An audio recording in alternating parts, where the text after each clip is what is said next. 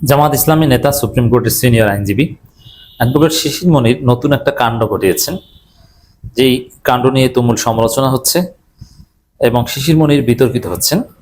এমনকি জামাত ইসলামীও এক প্রকার বেকায়দায় পড়েছে শিশির মনিরকে নিয়ে। অতি মেধাবী হলে মাঝে মাঝে এরকম হয়ে যায়। হ্যাঁ, তারপরও পরিস্থিতি এভাবেই সামাল দিতে হবে। আপনারা জানেন অলরেডি যে ৮ দিন মেডিকেল কলেজ হসপিটালের আইনজীবী হিসেবে সংবাদ সম্মেলন করে বাংলাদেশে একটা অঘটন ঘটিয়ে দিয়েছেন অ্যাডভোকেট শিশির মনির। চারিদিকে শিশির মনির এবং জামাতকে গালাগালি।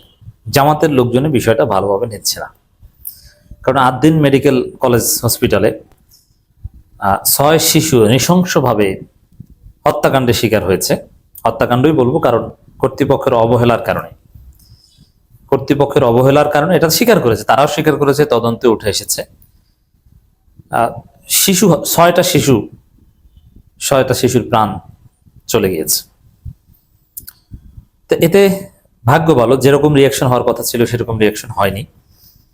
কারণ ৫ আগস্টের চেতনা অনুযায়ী এরকম শিশু হত্যা বা অবহেলায় শিশু মারা যাওয়া, হসপিটালের ভিতরে ঢুকে যে জনতা মব করেনি, ওইটা হলো তাদের কপাল ভালো।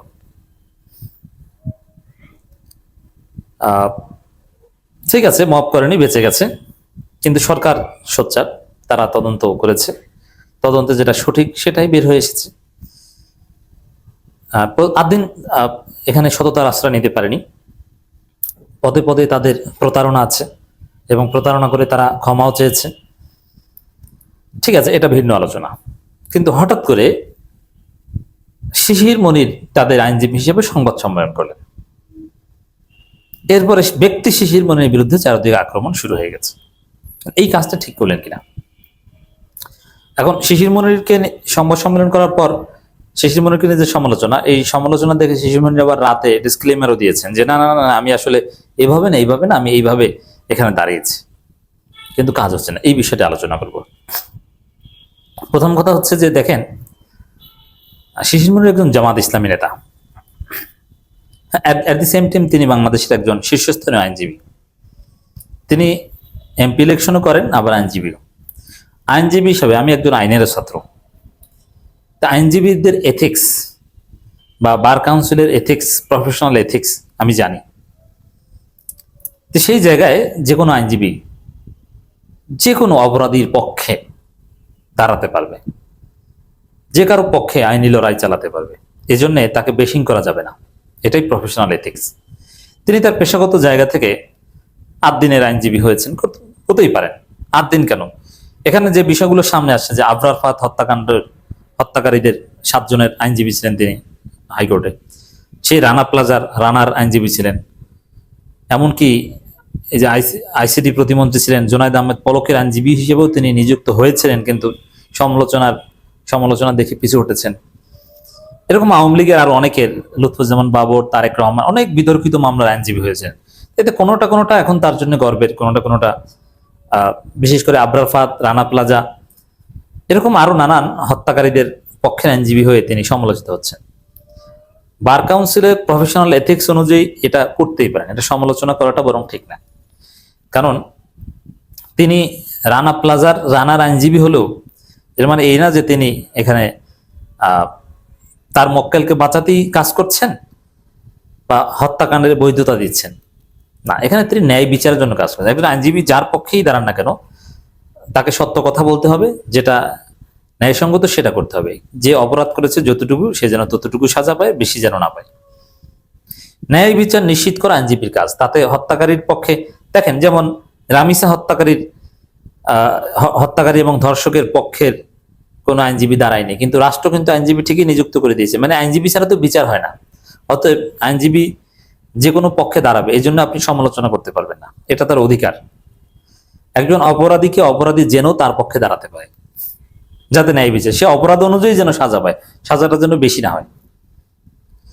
শিশির মনির যাদের পক্ষে দাঁড়িয়েছেন, আবরার ফাহাদ হত্যাকারী থেকে শুরু করে আরো যাদের পক্ষে, তিনি এটা জানেন যে তারা অপরাধী। রানা প্লাজার রানা যে বড় ধরনের অপরাধ করেছে জানেন, কিন্তু তারপর কেন দাঁড়িয়েছেন? যে যতটুকু অপরাধ করেছেন সঠিক বিচার যেন হয় বা শাস্তি যেন ততটুকু হয়, বেশি যেন না হয়।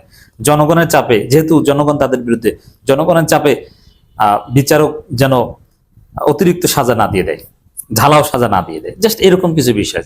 এটা বার কাউন্সিলের কিংবা প্রফেশনাল এথিক্স এর সূক্ষ্ম জায়গা থেকে ঠিক আছে। একজন একজন আইনের ছাত্র হিসেবে বলি, শিশির মনির মোটেও অন্যায় করেনি, বরং আইনজীবীদের সুপ্রিমেসি এই জায়গায়, এরকম জটিল মামলা, কমপ্লেক্স মামলা ডিল করা, এর মধ্য দিয়ে আপনার সুপ্রিমেসি প্রতিষ্ঠিত হবে এবং আপনি নজির সৃষ্টি করবেন, এবং আপনার যে নজিরগুলো, আপনার যে ইনোভেশনগুলো হিয়ারিং এ, সাবমিশনে, এগুলো পরবর্তীতে আইনের ছাত্র বা আইনজীবীরা অধ্যয়ন করবে। তো এই জায়গায় শিশির মনির যা করছেন, প্রফেশনাল জায়গা থেকে একদম ঠিক করছেন। একজন আইনজ্ঞ হিসেবে বরং এই ধরনের কাজ আরো বেশি বেশি করা উচিত, এতে কোনো সন্দেহ নেই। কিন্তু জামাত নেতা তিনি পলিটিক্সে আসলেন কেন? তাহলে রাজনীতি করতে হলে public perception is very important. এমনকি পপুলিজমকে ধারণ করেও রাজনৈতিক দলগুলো রাজনীতি করে। পপুলিজম ইজ নেগেটিভ, জনগণকে খুশি করতে কাজ করা, সেটা সঠিক হোক আর বেঠিক হোক। জামাত তো এই পপুলিজমে রাজনীতি করে। ডাক্তার শফিকুর রহমান অনেক থিওরি, অনেক কাজ তো পপুলিজম। তো এই যে আমরা যদি পপুলিজম বাদ দিই, just perception, public perception is very important. রিয়ালিটির চাইতে রাজনীতির পারসেপশন ইম্পর্টেন্ট। তো সেই জায়গায় একজন জামাত নেতা যখন এরকম খুনির পক্ষে দাঁড়ায় আইনজীবী হিসেবে, তখন পাবলিক পারসেপশন হচ্ছে তিনি খুনিকে রক্ষা করতে দাঁড়ান। অতএব জামাত নেতা হিসেবে এটা জামাতের ক্ষতি করে, তার পেশাগত জায়গার দক্ষতা বৃদ্ধি করে। ডেফিনেটলি তিনি ওই আইনের ইতিহাসের একজন পার্ট হয়ে থাকবেন, কিন্তু জামাতের তো ক্ষতি হচ্ছে, তার তো রাজনৈতিক ক্ষতি হচ্ছে। রাজনৈতিক দিক থেকে রাজনৈতিক নেতা হিসেবে এটা ঠিক করছেন না। তো ওই জায়গায় কাজ করে আরো অনেক আইনজীবী আছে। আর আপনি যদি এতই প্রফেশনাল জায়গাটা দেখেন, তাহলে রাজনীতিতে না আসলেই পারতেন। আপনি যদি জামাত নেতা না হতেন, তাহলে আপনাকে নিয়ে এই সমালোচনা হতো না, বরং এটা নিয়ে এরকম আলোচনাই হতো না। তো শিশির মনিরকে ডিসাইড করতে হবে যে জামাত নেতা হিসেবে তিনি অ্যাক্ট করবেন না একজন একদম পূর্ণ পেশাদার আইনজীবী হিসেবে অ্যাক্ট করবেন। এই দুই জায়গার মধ্যে আপনাকে ব্যালেন্স করতে হবে, কম্প্রোমাইজ করতে হবে। দুই জায়গাটা একদম ঠিক রেখে চলতে পারবেন না। তিনি এটা জামাত নেতা হিসেবে এটা ঠিক করেনি। এখন 8 দিনের বিষয়টা দেখেন, শিশির মনির বলেছেন যে যে শোকজ নোটিশ, হাসপাতালের লাইসেন্স বাতিল করবে, এটা ঠিক না, এটা বেআইনি। এটা ঠিক না বেঠিক সে আলোচনা আমি যাচ্ছি না। পাবলিক পারসেপশন হচ্ছে চিকিৎসা অবহেলায় শিশু হত্যাকাণ্ডের ঘটনা ঘটেছে, এবং এখানে শিশির মনির যে নাটক সাজিয়েছেন এটাকে বিশ্বাস করে না, আমি বিশ্বাস করি না। যেমন যে ভুক্তভোগীরাও তার কাছে এসেছে, ভুক্তভোগীদের যাদের শিশু মারা গেছে তাদের কুত্তায় কামড়াইছে, তারা শিশির মনির কাছে তাকে আইনজীবী ধরতে যাবে। ওটা তো 8 দিন নাটক সাজিয়েছে, যে ভুক্তভোগীদেরও পাঠিয়েছে, কিছু ভুক্তভোগীকে টাকা পয়সা দিয়ে ম্যানেজ করেছে, সংবাদ সম্মেলন নিয়েছে, তো হিউজ অ্যামাউন্টের টাকার বিনিময়ে। তার মন খারাপ, তার শিশু মারা গেছে, সে বলবে যে না 8 দিনের চিকিৎসা বন্ধ হোক, এটা আমরা চাই না, অমুক তমুক, এত দায়ের সে ঠেকে নেই। এটা চাইলেও সে বলতে আসবে না। বাংলাদেশের সাধারণ মানুষ এত ফাও দায় ঠেকে নেই। এটা 8 দিন কর্তৃপক্ষ এটা নাটক সাজিয়েছে এবং শিশির মনির কাছে পাঠিয়েছে, বা এগুলো বুঝে মানুষ, এত সরল নয়। এই সব জটিল খেলে তো তার যাওয়ার কোনো দরকার নাই। বাংলাদেশের মানুষ 8 দিনের উপর ক্ষুব্ধ। 8 দিনের অনেক অবদান আছে, কম পয়সায় ভালো সেবা দেয়, ভালো একটা পেশাগত প্রতিষ্ঠান, সব ঠিক আছে, আমি জানি, আমি রেসপেক্ট করি। কিন্তু তারা যে ঘটনা ঘটিয়েছে এতে তাদের পক্ষে বলার কোনো সুযোগ নাই। জনগণ ক্ষুব্ধ, বরং এই 8 দিন এখন জামাত ট্যাগ খাচ্ছে।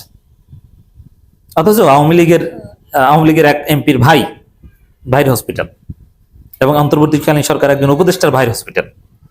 তো সেই জায়গায় জামাতের ঘাড়ে এই দায় নেয়ার কি দরকার? আর নানান যুক্তি আছে যে 8 দিনে যে ত্রুটি, ওরকম ত্রুটি তো বাংলাদেশে সব জায়গায় আছে, অন্য কোথাও বন্ধ করেন, এটা বন্ধ করেন কেন? এখন কেউ যদি বলে ঠিক আছে এখান থেকে বন্ধ করা, এটা একটা নজির হবে যে 8 দিনে এই ত্রুটির কারণে, এই ইনফ্রাস্ট্রাকচারাল দুর্বলতার কারণে লাইসেন্স বাতিল করা হয়েছে। অতএব এইটাকে নজির ধরে সামনে যত হসপিটালে এরকম ত্রুটি দেখা যাবে সব জায়গায় লাইসেন্স বাতিল করা হবে। অতএব ঠিক হতে বাধ্য হবে। এই যুক্তি তো দেওয়া যায়। আবার এই যুক্তিও দেওয়া যায় না, এতে চিকিৎসা সেবা ব্যাহত হবে, বাংলাদেশে তো অবকাঠামোগত সমস্যা, সব জায়গায় তো সমস্যা, মৌলিক জায়গায় সমাধান না করে শুধু 8 দিনের উপর ব্যবস্থা নেওয়া এটা ঠিক না। তাদের সমাধানের সুযোগ দেন। সরকারি হসপিটালে এরকম চিকিৎসার অবহেলায় তো প্রত্যেক দিন 6 জন, ওরকম 600 রোগী শিশু মারা যায়, তাতে কেউ কিছু বলেন না। আর 8 দিনে 6 জনের অবহেলায় পুরো প্রতিষ্ঠানের উপর আপনি দায় চাপিয়ে দিচ্ছেন, মেডিকেল কলেজটা পর্যন্ত বন্ধ করে দিতে চাচ্ছেন, এটা জুলুম। নানান যুক্তি আছে, আমি সেই সব যুক্তি বা 8 দিনকে ডিফেন্ড করা বা 8 দিনের পক্ষে দাঁড়ানোর কাজ এখানে আমি করছি। আমার আলোচনার বিষয় শিশির মনির। এই জটিলতা শিশির মনির যাবেন কেন? অন্য কাউকে দিয়ে, কারণ হ্যাঁ জামাতপন্থী আইনজীবী এখানে যেমন নন পলিটিক্যাল ফিগার, কিন্তু জামাতপন্থী যেমন এহসান সিদ্দিকী, ইমরান সিদ্দিকী, বেশি আব্দুর রাজ্জাকের দুই ছেলে, তারা শিশির মনির চেয়ে কম দক্ষ না, তাদের দিয়ে কাজটা করানো যেত। কিন্তু আদ্দিন এখানে যে কাজটা করছে, এখানে অনেক জায়গায় তারা অসততার আশ্রয় নিয়েছে। যেমন তারা প্রথমে ঘটনা ধামাচাপা দেওয়ার চেষ্টা করেছে, তারপরে সাংবাদিকদের সাথে খারাপ ব্যবহার করেছে, পরে আবার মাফও চেয়েছে। এরপরে এই যে ভুক্তভোগী পরিবারকে দৃশ্যপটে আনছে, এটা টাকার বিনিময়ে আনছে। এবং এই যে অফার গুলো নিয়ে এসে, এটা শিশির মনির বুদ্ধি, যে সারা জীবন তাদের চিকিৎসা দায়ভার নেব, তাদেরকে বিশেষ ভিত্তিতে পড়াশোনার ব্যবস্থা করবো, আদ্দিন মেডিকেল ইত্যাদি ইত্যাদি। এগুলো এগুলো শিশির মনির বুদ্ধি। এইসব জটিলতা তার যাওয়ার দরকার কি? এতে তো জামাতের ক্ষতি হচ্ছে, রাজনৈতিকভাবে জামাত ক্ষতিগ্রস্ত হচ্ছে, এবং শিশু হত্যাকারীদের পক্ষের শক্তি হিসেবে জামাতকে এখানে মানুষ পোর্ট্রে করছে। এটা ঠিক হচ্ছে না।